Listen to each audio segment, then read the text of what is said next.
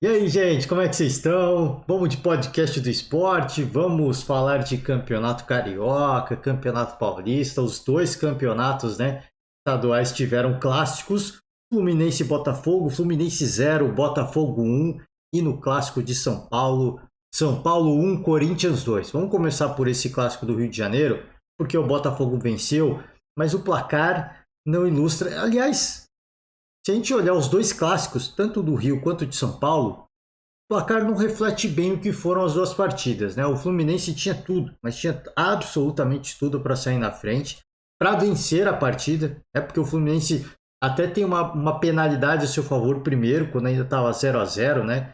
E aí, cara, pênalti em cima do Keno. E aí, o Calegari ele perdeu o pênalti, né? Faz um chute a meia altura, lado direito. E, cara, assim, era aquele bela defesa, né? É importante destacar a defesa do Lucas Perry, mas é aquele lance que desmoraliza um pouco a equipe que perde o pênalti. E é um lance que dá muita moral para a equipe que defende o pênalti, né? Que acaba não tomando gol. Porque é um lance absolutamente. Houve muita reclamação e assim, é um lance que você fica, pô, a gente pode tomar um gol agora, né? Segurando o resultado, placar bem, segurando bem o resultado, e de repente, num lance de bola parada, como é a penalidade, toma um gol. E aí é um negócio que muda um pouco o contexto da partida, porque depois desse momento, depois de ter este pênalti defendido, o Botafogo começou a usar um pouco mais e no belo contra-ataque, né, um belíssimo contra-ataque. O Vitor Sá marca o gol do Botafogo. Aliás, bela jogada. E aliás, o Botafogo teve mais oportunidades, tá? O Botafogo até. Eu falei aqui, o Fluminense tinha tudo para vencer. Mas o Botafogo teve chance também para terminar com um placar muito mais elástico. Até. Já no final da partida, um lance muito parecido, um contra-ataque veloz pelo lado esquerdo do ataque. E não conseguiu. O Fábio saiu muito bem do gol, né? Acabou até defendendo com o rosto, mas o Fluminense teve várias oportunidades ao longo da partida e inclusive teve uma que o Cano ele chutou em cima da marcação da defesa e a bola subiu, fez um balãozinho, quase, né? Quase dá uma enganada ali, quase dá um susto, né? O goleirão Lucas Perry que defendeu o pênalti, de repente tomar um gol daquele, né? Vai de herói a vilão. Mas, cara, assim, um jogo que é aquela característica. E assim, os críticos do Fernando Diniz vão olhar para essa partida e falar: cara, isso é dinizismo, né?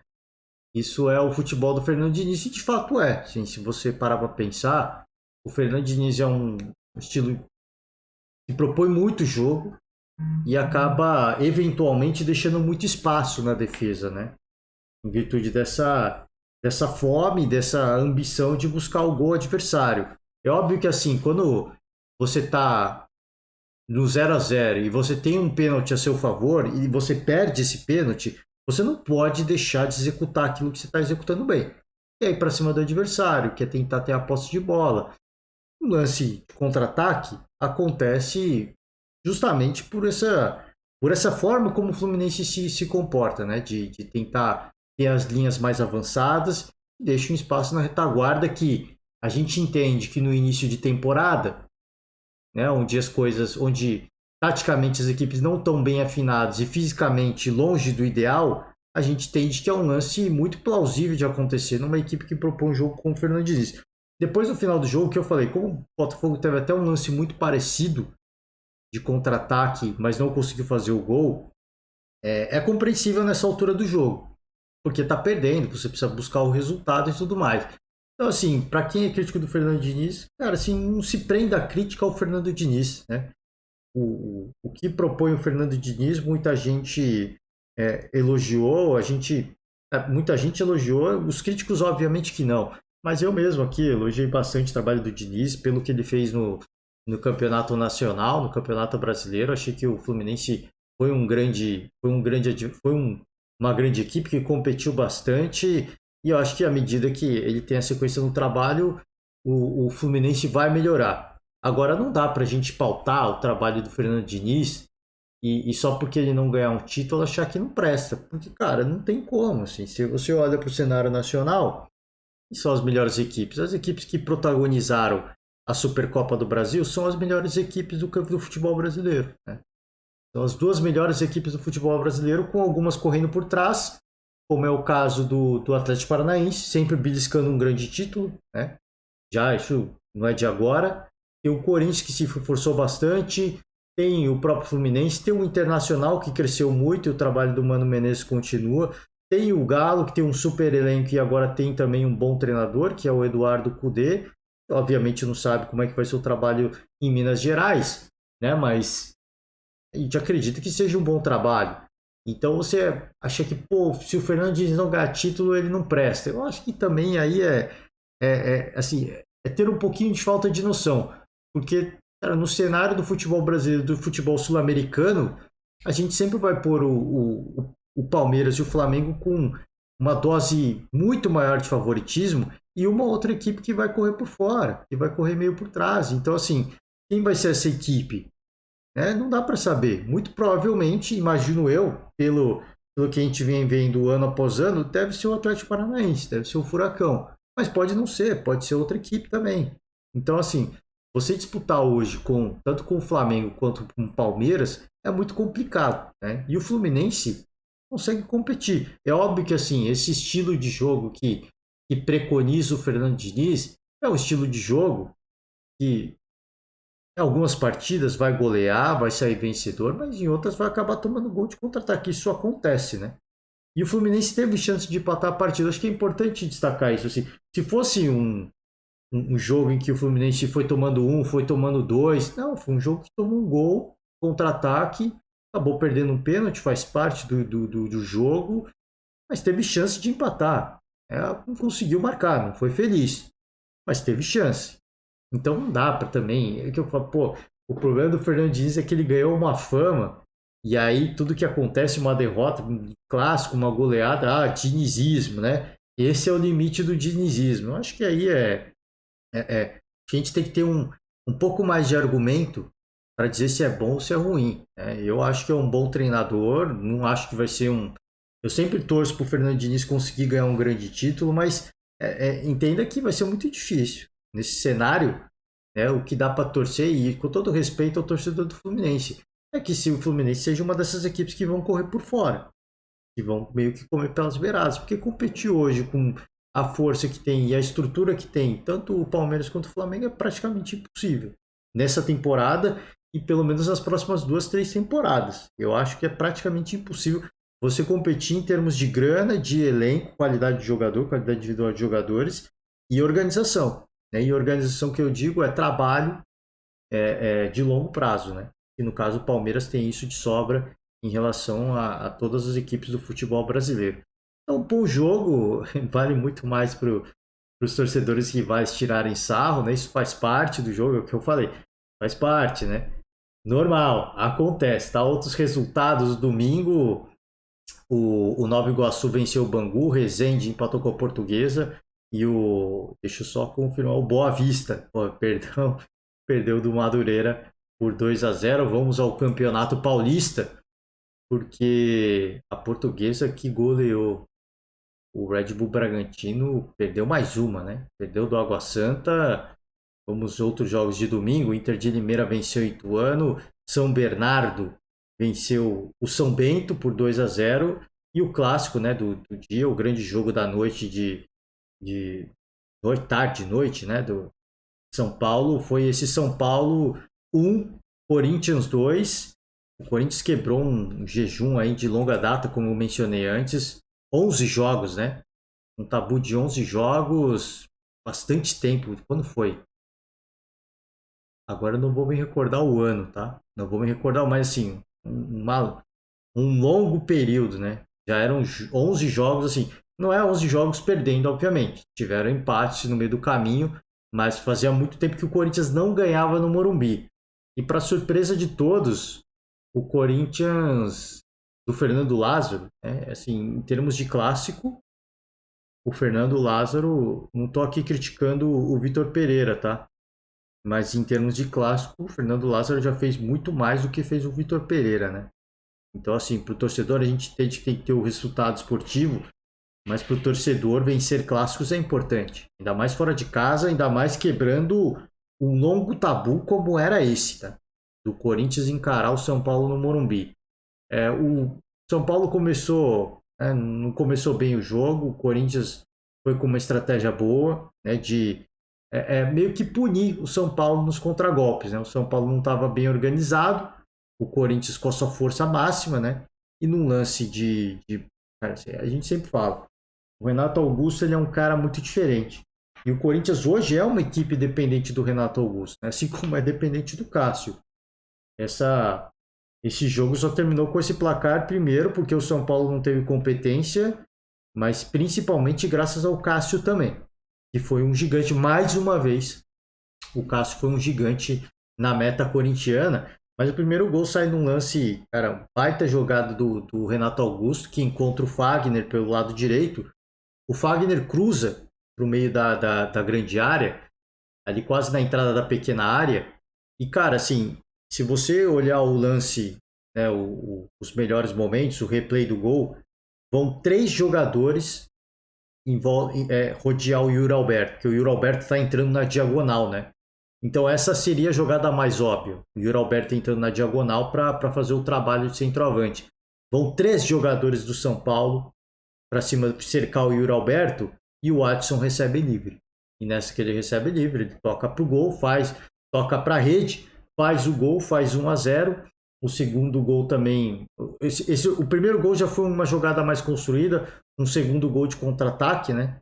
E aí o Corinthians é o jeito meio Corinthians mesmo de jogar. Não só do Corinthians, mas eu falo Corinthians, mas praticamente de todas as equipes. Toma um gol e recua um pouco, né? O Corinthians recua um pouco, mas com responsabilidade. Com esse recuo, o São Paulo deixou muito espaço. E foi num desses espaços que o Roger Guedes, pelo lado esquerdo do ataque, ele ganha na velocidade. E aí nessa, não vão 3 em volta do Yuri Alberto. Cara, assim, parece um time de pelada, né? É impressionante, sim. Eu peço desculpas ao torcedor São Paulino, ao Rogério Ceni, que trabalhou bastante para esse jogo. Mas o que o São Paulo fez nesses 2 gols do Corinthians parecia um time de pelada. Né? Você armar um sistema defensivo não é ir 3 marcar um cara individual, como fizeram com o Yuri Alberto, como fizeram com o Roger Guedes no segundo gol. O Roger Guedes pelo lado esquerdo. Tinham 3 marcadores do São Paulo ali na mesma região, meio que tentando impedir o cruzamento. E aí o cruzamento acontece e a bola passa caprichosamente entre o Rafael, né, o goleiro do São Paulo, e o marcador, que eu me esqueci quem foi agora. E sobra para o Watson livre. Né? Então ninguém conseguiu tirar essa bola. Tinham 3 na cobertura do Roger Guedes. Nenhum deles tirou a bola do Roger, nenhum deles interceptou. E o cruzamento na área, nem o goleiro, nem o marcador que estava dentro da grande área tiram a bola e a bola sobra pro Watson marcar o segundo gol. É o que o Barolo fala. Eu acompanho muito o Barolo e é uma coisa que ele sempre fala. Que o time do São Paulo muitas vezes marca com o olho. No primeiro gol, eu não acho que o time marcou com o olho. Eu acho que foi um time meio que de peladeiro. Porque para ir 3 caras em volta do Yuri Alberto é uma coisa assim, cara, é inexplicável. Porque se você tem um sistema defensivo, os jogadores ficam postados em áreas dentro do campo, né? Para minimizar os espaços dentro de campo. Quando você tem, cara, um time que, não sei, tá emocionado, que eu falei, eu tá com um feeling de peladeiro, vão 3 caras em cima de um mesmo jogador, como aconteceu no segundo gol. Vão 3 caras em cima de um jogador. Então, incompreensível a forma como o São Paulo se defendeu. O Corinthians aproveitou muito bem as oportunidades, porque depois desses 2 gols, aí sim, o Corinthians não jogou mais. Aí o Corinthians baixou muito as linhas. O Corinthians tem essa segurança, né, desde o ano passado, também consolidada com a ajuda do Vitor Pereira, de ter uma forma de se defender muito eficiente. E o gol do São Paulo até achei que foi muita competência do Luciano. Eu não achei nem que foi tanto erro da defesa do Corinthians, não. Isso já vai lá para mais de 30 minutos do segundo tempo. O São Paulo estava tendo volume de jogo, estava se impondo para tentar conseguir o empate e a virada. Consegue o empate, um lance do cruzamento do Wellington pelo lado esquerdo. o Luciano recebe, mata e assim, não bate de primeira, mas foi um lance muito rápido, né? Ele mata a bola e já chuta e o Cássio não consegue defender, preste atenção, reparem, é o que eu falei, cara, eu faço um convite, eu não vou rodar aqui no YouTube por causa de direitos de imagem, né? Tem o canal do GE no YouTube, você pode procurar. Eu acho que eu posso até rodar com uma certa segurança, mas eu não vou rodar aqui. Eu vou colocar a coletiva do Rogério Ceni depois. Mas primeiro gol do Corinthians, vão 3 jogadores em cima do Yuri Alberto. Segundo gol do Corinthians, vão 3 jogadores em cima do Roger Guedes. E aí olha o gol do São Paulo, como está a defesa do Corinthians. Tem 4 jogadores em linha, e aí sim o Luciano foi muito feliz. Ele marca, ele não dá tempo, acho que é o Gil que estava na frente dele, ele não dá tempo do Gil dar o bote, e aí ele chuta. Aí o Gil tenta deitar para bloquear o chute, e ele é muito feliz, né? Honrando a camisa 10 do São Paulo. Longe de ser um camisa 10, vamos ser justo, mas fez um belo gol, tentou incendiar a partida, dá aquela inflamada, né? Você vê que depois que ele faz o gol, ele sai urrando, né? Dá aquela adrenalina, aquela descarga, parece que aquela injeção de ânimo que a equipe precisa para buscar o gol da virada. O Corinthians conseguiu, teve ímpeto para isso, repito, teve ímpeto para isso, tinha motivação suficiente para isso, mas o Corinthians, depois que você toma 2 gols dos Corinthians, para você marcar 2 gols em cima do Corinthians, não é coisa fácil. É a mesma coisa que você tomar 2 gols do Palmeiras. Mesma coisa não, acho que é ainda mais difícil, tá? Você tomar 2 gols do Palmeiras e ir lá e marcar. Né? É ainda mais difícil. É mais complicado, se bem que o Flamengo conseguiu marcar 3 na Supercopa do Brasil. Mas aí é papo para outra, aí é papo para outra conversa, a gente falou muito disso ontem. Mas é o que eu falo, eu faço o convite para você ver a diferença, né?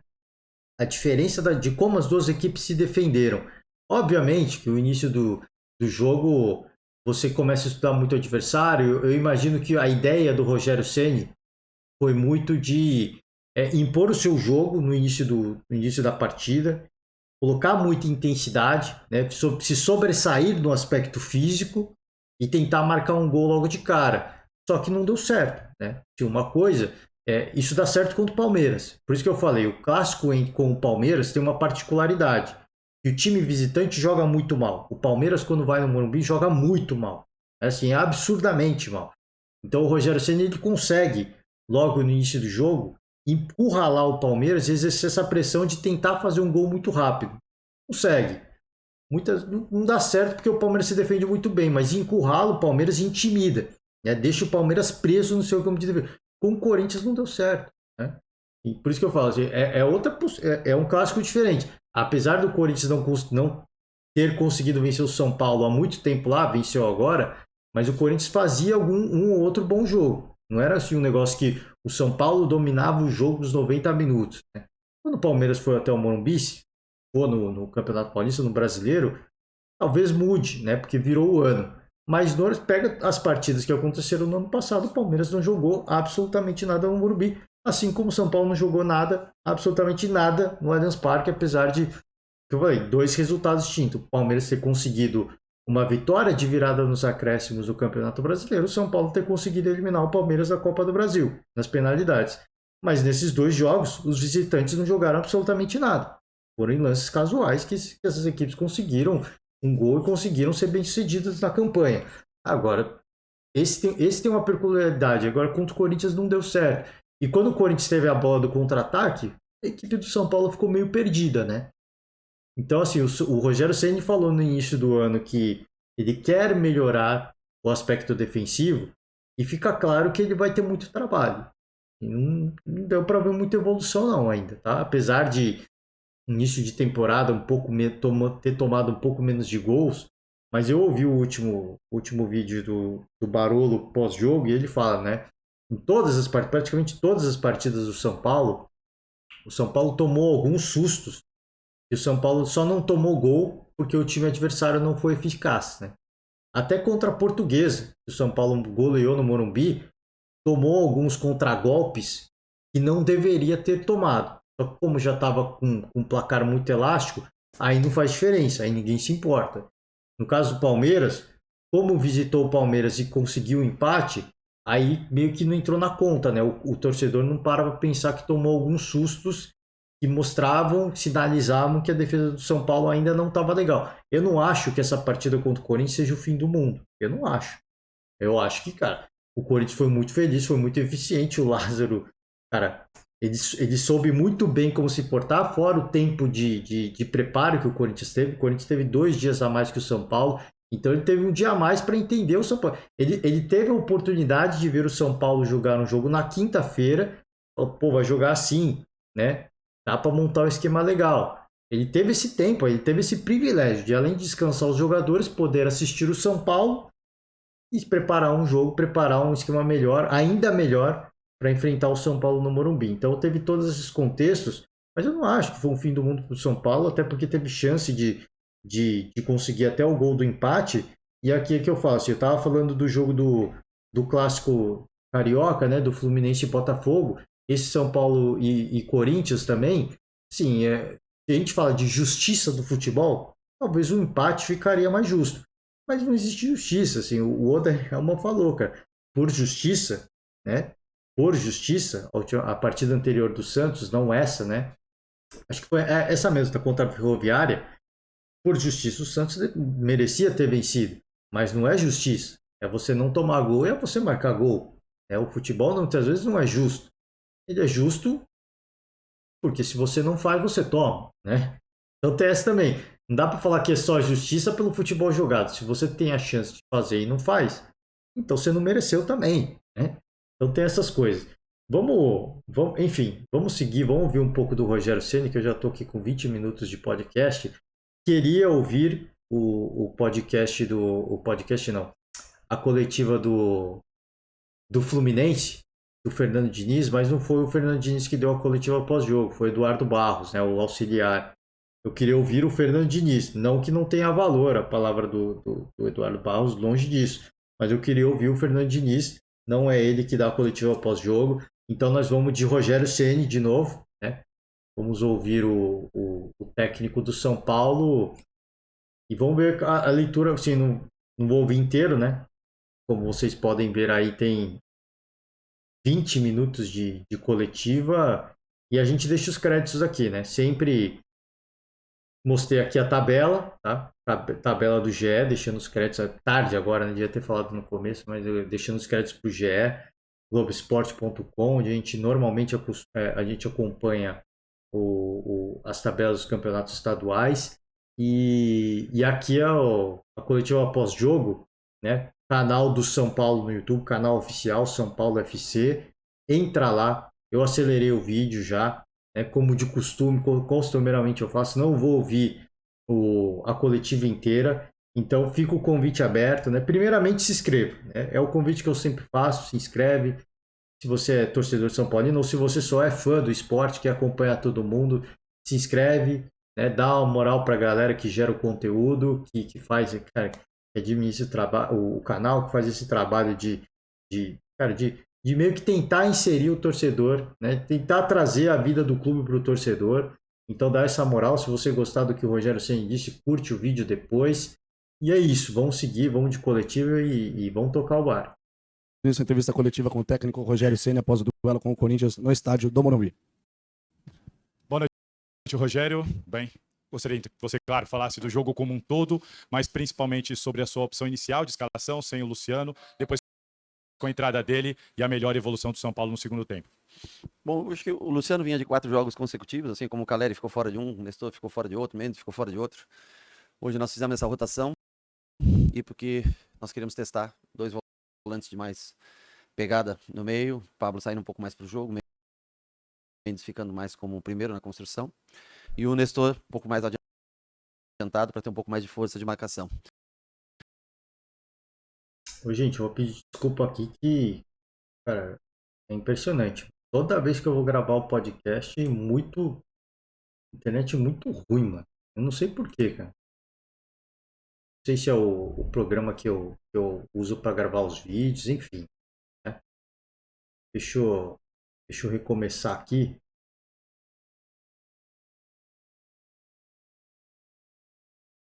Bom, né? Diminuir a qualidade, tá numa velocidade legal. Vamos tentar de novo. Vou voltar um pouquinho, tá? Ele tá dando uns cortezinhos, diminuir um pouco mais a qualidade do vídeo. Vamos ver o que que rola. O Pablo saindo um pouco mais pro jogo, o Mendes ficando mais como o primeiro na construção.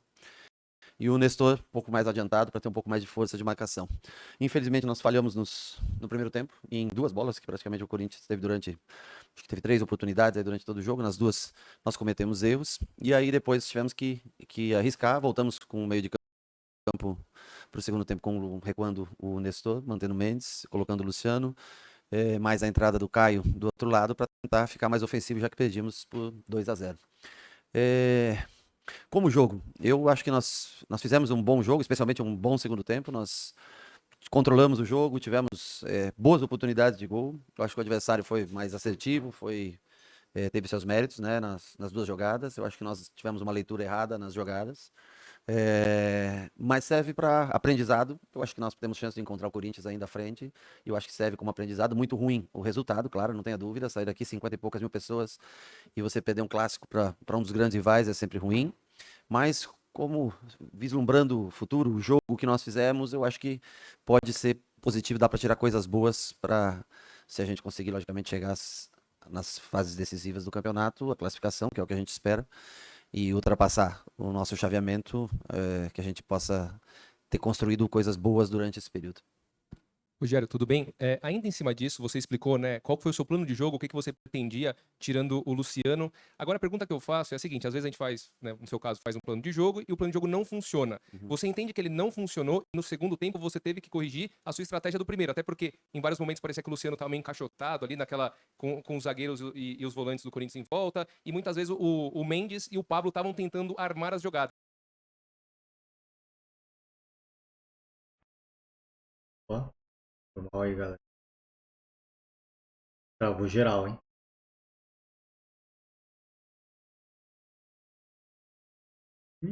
Caramba. Deu ruim geral aqui, ó. Você acha que esse plano não Internet funcionou e que caiu, você teve foi que mal. corrigir no intervalo? Não, mas a função deles é mais jogadas mesmo. Os jogadores que vêm de trás, os zagueiros, mais ou menos, a função, quando um time joga em linha baixa, o adversário se defendeu hoje praticamente durante todo o tempo numa linha baixa, apostando nos contragolpes, que é característica dos seus 2 principais jogadores de frente, ou até os 3, se você colocar o Adson, que é um menino rápido também. Então, quem tem que iniciar realmente o jogo são eles. O Luciano, eu acho que quando entrou bem. Ele fez uma função boa por trás do Nobre, fez o gol, teve a chance no final de fazer o segundo gol. A bola, né, passou, acho eu, muito próximo, não vi exatamente por trás do gol o lance. Eu acho que ele flutuou bem. Pedrinho, quando entrou bem. O Rato já estava um pouco cansado, porque é o 5º jogo consecutivo dele. O David foi para outro lado. Eu acho que nós tivemos coisas boas de controle de jogo. Tá faltando um pouquinho de ajuste, treinamento, repetição, melhor finalização, coisa que a gente trabalha bastante, mas nós tivemos, eu acho que se for analisar o jogo, nós criamos bem mais que o adversário, controlamos o jogo melhor que o adversário, e eles foram, dentro da estratégia deles, talvez foram mais felizes nos contragolpes, onde escaparam 2 vezes e tiveram a oportunidade de marcar seus gols. Rogério, tudo bem? Boa noite. Ainda nessa linha sobre mudança, sobre possibilidades e opções que você tem em banco de reservas e dentro do elenco, queria que você falasse de uma peça que você elogiou numa coletiva passada, que é o Marcos Paulo.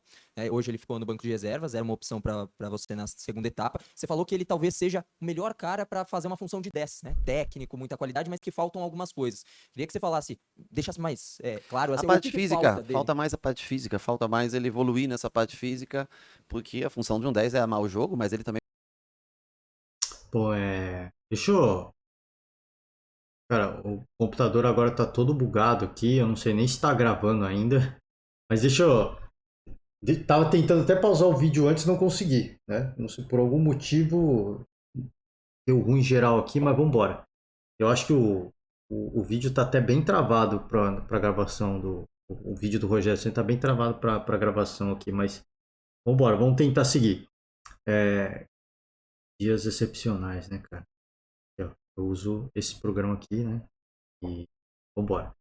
Em relação ao que o Rogério Ceni falou, né? Ele não explicou, assim, o Rogério Ceni ele costuma ser bem crítico quando ele fala de erros que o time comete. Dessa vez ele não falou muito do que aconteceu do primeiro gol, do segundo gol. Ele só falou que o Corinthians foi muito feliz e que o São Paulo não foi bem no primeiro tempo e que o São Paulo foi muito bem no segundo tempo, né? Controlando algumas ações, tendo algumas oportunidades, tendo controle do jogo em dados momentos, principalmente, especialmente do segundo tempo, e o Corinthians foi mais feliz na sua estratégia de explorar os contragolpes, né?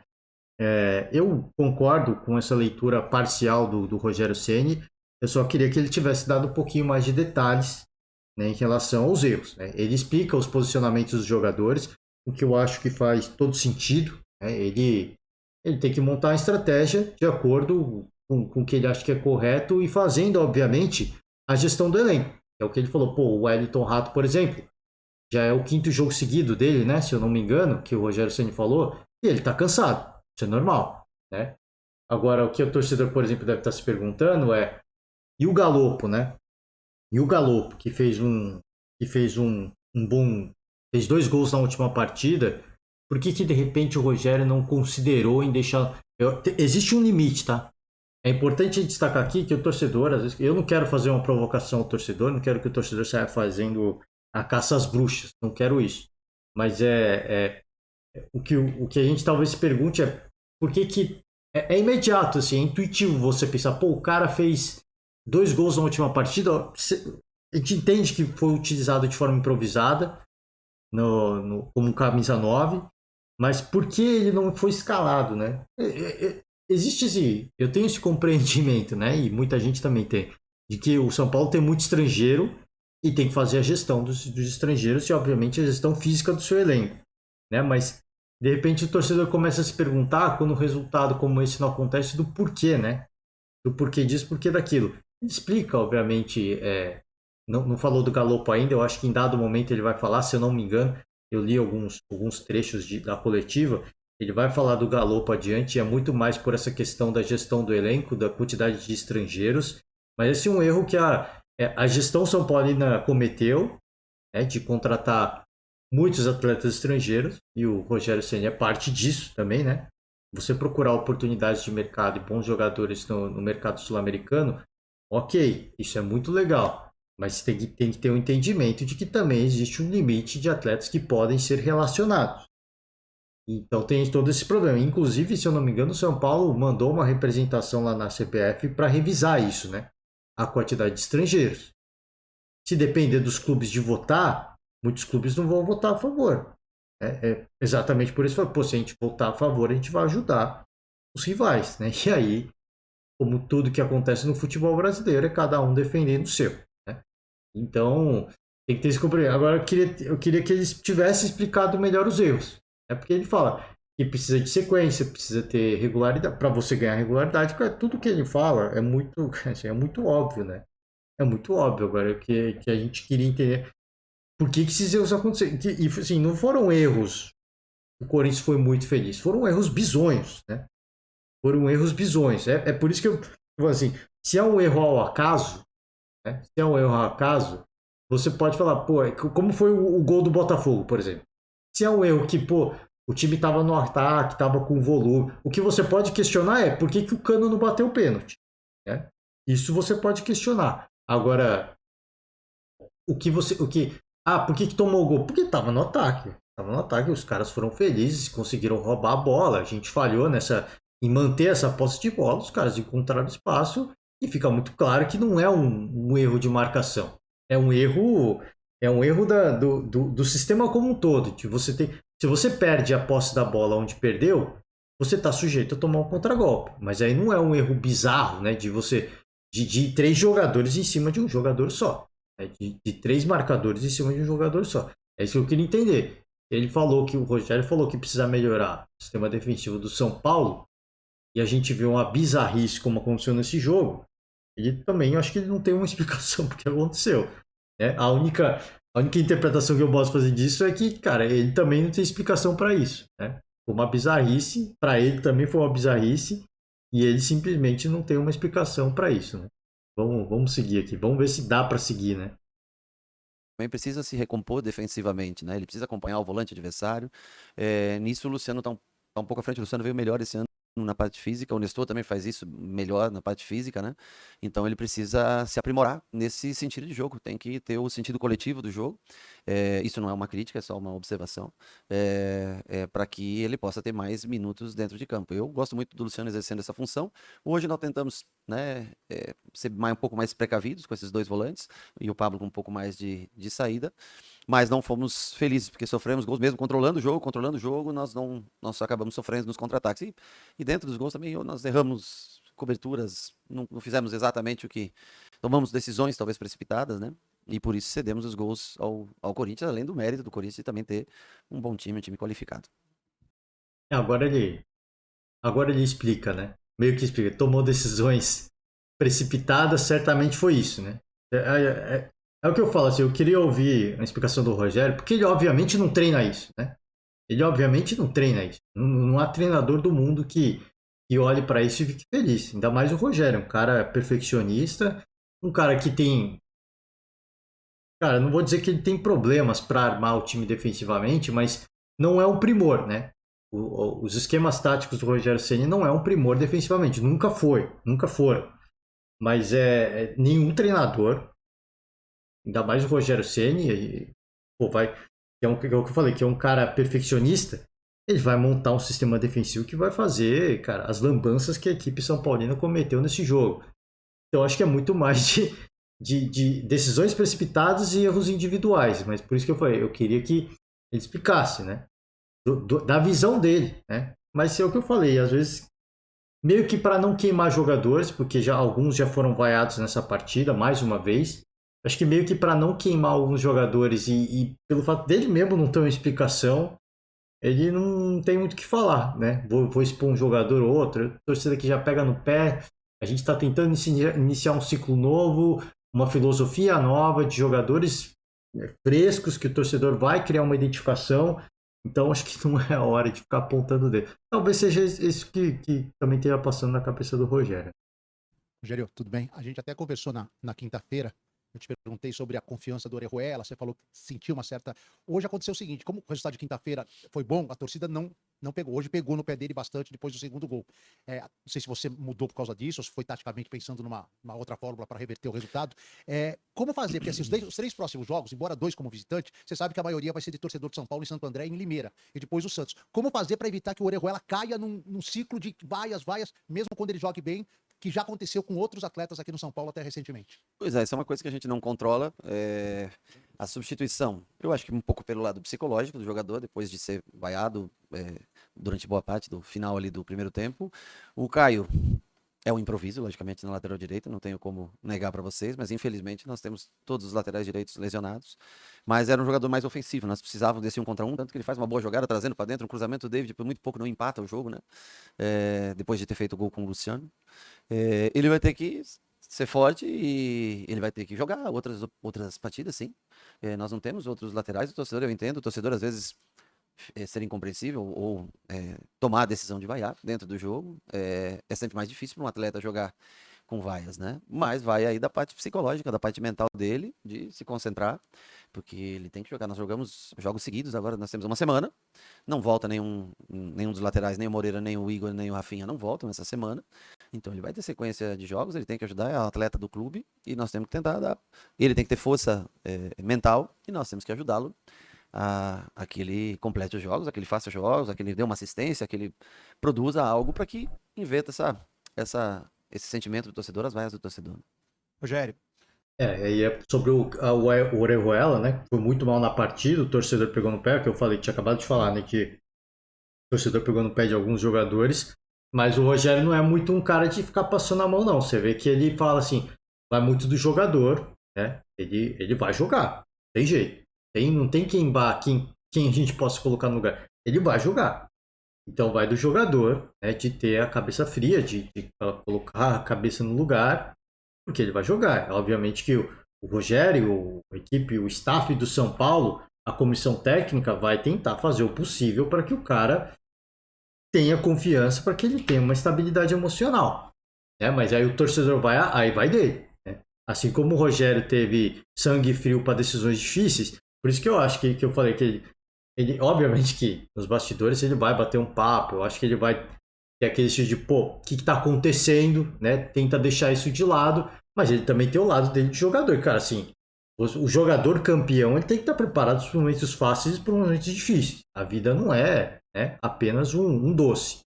Você vai sofrer, você vai ser vaiado.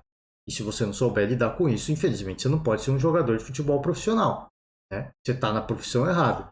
Então, eu acho que talvez seja isso que o Rogério queira dizer, do fundo, assim, de bate-pronto. Mas ele sabe que, obviamente, né, ninguém é Rogério Ceni. Ele sabe que alguns vão ter que ter esse trabalho de lapidar e falar, é um ser humano, né? Tá sujeito a isso. E a substituição não acontece para queimar. É porque o cara já também, pô, já foi vaiado, já começa a sentir o peso, já a perna já começa a tremer, começa a tomar erros de decisões. Eu preciso fazer isso agora, né? Porque senão ou vou queimar mais, ou o cara vai fazer mais erro, vai comprometer mais. Então acho que, cara, é um trabalho que, assim, alguns jogadores, infelizmente, eles são pegos, assim, pelo torcedor como os responsáveis por todos os desastres, né? E no elenco do São Paulo tem alguns. O Igor Gomes que saiu, ele era um cara que, lamentavelmente, ele poderia até não fazer uma lambança gigantesca na partida. Mas se o São Paulo saísse perdedor, a culpa ia ser dele. O torcedor ia colocar o Igor Gomes como um dos vilões do insucesso do São Paulo. Por isso que essa renovação aconteceu. Esse é, acho que, um dos motivos pelos quais essa renovação aconteceu. Mas isso vai continuar acontecendo. E quando o São Paulo não conseguir sair desse jejum de grandes títulos, alguns jogadores vão ser pegos pelo torcedor. E se esses jogadores não tivessem força, essa força mental de deixar isso para trás cara, tentar buscar uma regularidade, infelizmente vão ser jogadores que não vão ter vida fácil no São Paulo, né? E aí você vai falar, pô, mas o torcedor tem que ter paciência, né? Isso é o mais óbvio, né? Isso é o mais óbvio. E que você, pô, tem que apoiar o cara e depois você critica, né? Porque senão ele vai fazer mais cagada, perdão da palavra, mas ele vai fazer mais cagada no jogo. Mas aí a gente está falando de uma torcida que está há muitos anos, né? Na espera desse grande título, na espera de voltar a reconquistar grandes títulos, e parece que não tem uma perspectiva no curto prazo. Então a solução para o torcedor é procurar um vilão, né? Vamos ouvir a última pergunta, e aí eu vou fechar a coletiva por hoje, né? Que a gente já está com mais de 40 minutos. Aqui, vou insistir um pouco nessa questão, porque a regra, ela me parece obsoleta hoje, mas ela existe, do limite de estrangeiros.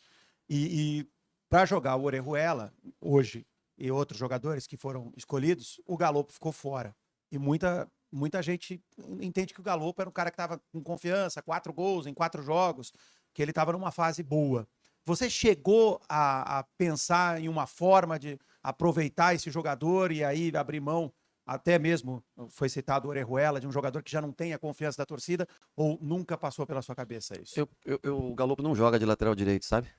E aí eu tenho o Mendes, que é volante, o Caleri, que é 9, eu tenho os 2 zagueiros, de 3 que só tem no elenco, 2 zagueiros são estrangeiros. Como o Galopo não joga de lateral direito, eu prefiro colocar um lateral de origem, por isso ele fica fora, não só ele, como o Neves também ficou fora hoje, né? 2 jogadores que, dentro das possibilidades que nós temos para levar para o jogo, é a realidade, não adianta. Claro que é triste você deixar Neves e Galopo fora, se numa totalidade de 23 atletas, eles poderiam estar dentro sem dúvida nenhuma, poderiam estar dentro dos 23. Agora, não tem como, foi talvez um erro nosso até de planejamento, né, ter esses jogadores e não poder utilizá-los. Para utilizar o Galopo, eu tenho que tirar um desses jogadores, e eu não tenho nenhum lateral direito, e ele não joga de lateral direito, o Galopo, então, por mais que eu sei que as pessoas às vezes não têm o conhecimento, não sabem, o torcedor, mas essa é a realidade do momento. Alguém tem que ficar fora diante das escolhas. O Mendes, na minha opinião, fez bem a primeira função de volante. O Caleri é o 9 do nosso time. E de 3 zagueiros, eu só tenho 3 zagueiros. Eu não posso nem, se eu quisesse deixar um zagueiro estrangeiro fora, eu tenho 2, e aí eu não tenho. No momento, infelizmente, com a lesão do Ferrarese e com o Diego ainda não estando pronto para voltar, essa é a nossa realidade. Não é porque a gente não queira levar o atleta, e sim pela necessidade da posição. Rogério. Vou fechar aqui. Falou sobre a questão ele até falou que talvez tenha sido um erro de planejamento nosso, né? Certamente que foi. Porque essa gestão do elenco, se você vai ter um estrangeiro para compor o elenco, ou seja, o cara vai ser um reserva, E assim, não em reserva imediata, né? Às vezes você tem um estrangeiro para ser. Talvez você possa ter, 3 ou 4 para ser reservas imediatas, ou para jogar como titular. Mas a opção, o último caso, né? Por ter atletas que estão suspensos, atletas que estão lesionados, não pode ser um estrangeiro. Então é o que o Rogério falou, talvez tenha sido um erro de planejamento nosso, certamente que foi, porque hoje sente na carne, né? Mas queria levar todo mundo e ele não entrou em polêmica, né? Porque ele foi perguntar, talvez o Galvão, né? O repórter do SBT, ele perguntou, talvez a regra esteja um pouco obsoleta. Eu acho que de fato tá? Eu acho que poderia, né, abrir espaço para 5, 6, né? 5 é o limite, né? Abrir um pouco mais para 2 mais, né? Jogadores estrangeiros, por mim eu abriria, né? Até porque a gente, majoritariamente, na maioria dos clubes, é composto por brasileiros, né? O Brasil não é os clubes brasileiros não são de garimpar. São Paulo tá fazendo isso muito, mas, cara, a maioria esmagadora de clubes nacionais, eles não vão garimpar atletas de outras equipes do continente, de outros países, né? São majoritariamente jogadores brasileiros. Então não tem muito esse perfil. Talvez, se mudasse a regra e abrisse espaço para mais gente, talvez outras equipes explorassem cada vez mais esse ponto. Até porque o real é uma moeda um pouco mais forte. Talvez. Mas eu acho que a regra está um pouco obsoleta. Eu acho que poderia ter espaço, sim, cabia espaço para mais jogadores. Ou talvez fazer uma regra de, não sei, Mercosul, né? Não dá para restringir também, né? Eu acho que é meio sacanagem também entrar no âmbito político, geopolítico, né? Mercosul é aquele grupo econômico de países amigos, né? Então, de repente, você pode ter um jogador a mais de algum país que faz parte da Mercosul. Sei, cara, assim, do bloco da Mercosul, não sei. São alternativas, né? Enfim, eu acho que a regra está obsoleta. Talvez espaço para um ou mais. Acho que caberia, né? Acho que caberia, mas também, assim, é do jeito que é e se a regra é assim hoje, e se o clube assumiu o risco para chegar na situação que está hoje, né? Então, foi um erro de planejamento do clube, né? Como o próprio Rogério Ceni levantou. É isso, gente. Eu vou finalizar a coletiva do técnico Rogério Ceni hoje. Falou muito, assim, valorizou muito os erros do São Paulo. Bem porque eu acho que para não desgastar, né? O torcedor se já perde um clássico em casa, alguns atletas já são vaiados. Então eu acho que também do Rogério, você vê que ele está bem calmo, né? Ele não está muito exaltado. Então eu acho que ele entende o contexto, sabe que precisa pegar um pouquinho leve. Ele não pode ficar dando munição também para o torcedor pegar no pé de diretoria, de jogador. Tem dia que ele tá pistola, mas esse dia após perder pro Corinthians, ele tá até bem tranquilo, tá bem calmo, tá bem comedido. Eu acho que ele tem esse entendimento de, cara, eu não posso dar mais munição pra galera também dar uma pelada, né, com nossos jogadores, porque eles precisam de confiança, porque eles vão ter que jogar, né? Como falou o Rogério Ceni sobre o Orejuela, ele vai ter que jogar, não vai ter jeito.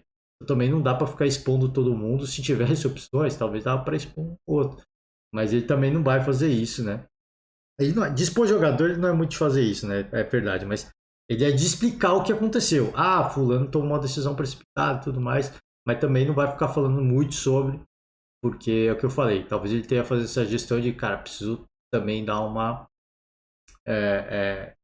não posso dar munição para a torcida pegar ainda mais no pé do jogador. É isso, vamos terminar a coletiva do Rogério Ceni. Para encerrar, né? Eu falei que ia falar todos os dias sobre o caso do Daniel Alves. Não falei sobre isso ontem, porque o podcast foi gigantesco, falando sobre Supercopa do Brasil. Mas deixa eu puxar aqui o que tem de notícia mais recente, tá? Mais uma vez deixando o crédito aqui para o Globoesporte.com. E a defesa do Daniel Alves apresentou recurso pela liberdade provisória. E aqui tem as aspas do jogador, né? Aceito o que vier, né? Então, isso era muito claro, né? A gente já dizia, né? A linha de argumento, né? Da defesa do Daniel Alves agora é oficial. Então, a gente vai aguardar para ver qual que vai ser a decisão da justiça, né? O que a justiça vai decidir em relação a isso. O longo texto desenvolvido pela defesa do jogador não entrará no mérito dos fatos, mas dará garantias ao tribunal de que o brasileiro permanecerá em sua casa em Barcelona pelo tempo necessário até o julgamento. Então aquela linha de defesa que apuraram alguns jornalistas de que talvez a defesa do Daniel Alves apelasse pela inconsistência, né, em um dos pontos do depoimento da vítima, eles não foram por esse caminho de tentar desqualificar usando esse argumento, até porque a gente já falou aqui, era um argumento muito fraco, né, em virtude de tudo que tinha contra o Daniel Alves. Eles foram realmente por essa linha de dar garantias de que o Daniel Alves não vai fugir. Mas como eu falei há 2 podcasts atrás, você sair da Europa é muito fácil, né? Você pode ficar, o governo espanhol pode ter pode ter o passaporte brasileiro, pode ter o passaporte espanhol do Daniel Alves. Mas para quem não sabe, a União Europeia, o bloco da União Europeia é um bloco de vários países, como se tem o Mercosul aqui na América do Sul, tem o bloco da União Europeia, perdão. E para você transitar, para você viajar dentro da União Europeia, você não precisa de passaporte, né? É como se fosse um voo local, né? Então, se você viaja de São Paulo para o Rio de Janeiro, para Brasília, para Bahia, para o Acre, é território nacional, é território brasileiro, você não apresenta documento, você não apresenta passaporte, né? É o que eu falei, talvez algum policial da Polícia Federal olha para sua cara e fala, esse cara é suspeito, eu vou pedir a passagem e o documento dele, não o passaporte. Ele vai pedir o seu documento, porque você está fazendo uma viagem dentro do país, né? Você está fazendo uma viagem local, como é que é o nome? Voo local? Esqueci o termo que se usa. Caraca, agora deu branco mesmo. Enfim, é como se fosse um voo, um transporte dentro do país, né? É local que fala? Que tem o voo internacional e voo doméstico. Doméstico, essa é a palavra. É como se fosse um voo doméstico, né? E você pegar um trem que vai da Espanha para a Itália, que vai da Espanha para a França, Espanha para a Alemanha, Holanda, é muito fácil. Você não precisa apresentar nenhum tipo de documentação. O que os caras vão pedir dentro do trem é apenas o seu bilhete para eles lerem no código de barra e você seguir viagem, né? Tem gente que tenta fugir. Você vê nos filmes, né? Tem alguns filmes na Europa que tem quando o guarda tá chegando, o cara corre pro banheiro. Tem gente que tenta dar o migué, né? O famoso gato do transporte. Dá para fazer também. Senhor. É brincadeiras à parte o que eu tô falando, assim. É uma linha de argumento, mas eu falei e vou repetir. Talvez não seja considerada justamente por isso. Eles não deem eles não aceitem essa garantia. O tribunal, no caso, juíza, né? Ele não aceita essa linha justamente por causa disso. Porque para ele viajar de forma doméstica, e aí não só dentro da Espanha, mas para outros países, é muito fácil. A menos que algum policial olhe e fale, olha, aquele é o Daniel Alves. Ele não deveria estar saindo da Espanha, né? Eu acho que não. Vamos ligar para o governo espanhol para ver se ele pode sair, se ele tem essa permissão. Muito difícil que alguém faça isso, né? Ainda mais num terminal de embarque onde vai ter milhares de...